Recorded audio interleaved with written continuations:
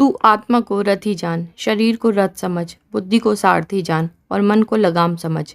विवेकी पुरुष इंद्रियों को घोड़े बतलाते हैं तथा उनके घोड़े रूप से कल्पना किए जाने पर विषयों को उनके मार्ग बतलाते हैं और शरीर, इंद्रिय एवं मन से युक्त आत्मा को भोक्ता कहते हैं।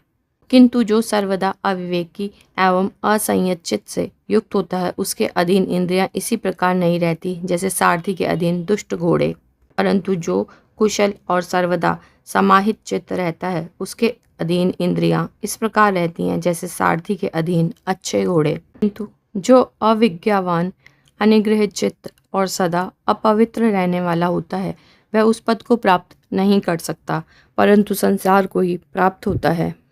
किंतु जो विज्ञानवान, संयत चित्त और सदा पवित्र रहने वाला होता है वह तो उस पद को प्राप्त कर लेता है जहाँ से वह फिर उत्पन्न नहीं होता। जो मनुष्य विवेक युक्त, बुद्धि सारथी से युक्त और मन को अपने वश में रखने वाला होता है वह संसार मार्ग से पार होकर उस विष्णु व्यापक परमात्मा के परम पद को प्राप्त कर लेता है।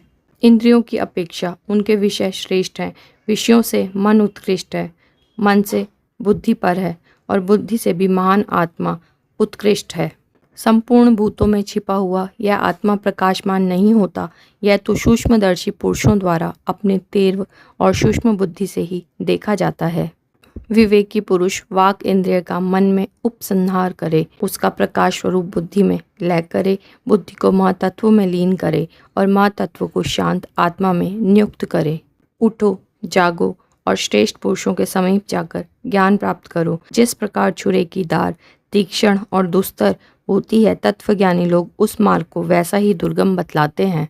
जो शब्द, अस्पर्श, अरूप, अव्यय तथा रसहीन, नित्य और गंध रहित है, जो अनादि अनंत महातत्व से भी पर और ध्रुव निश्चल है, उस आत्म तत्व को जानकर पुरुष मृत्यु के मुख से छूट जाता है।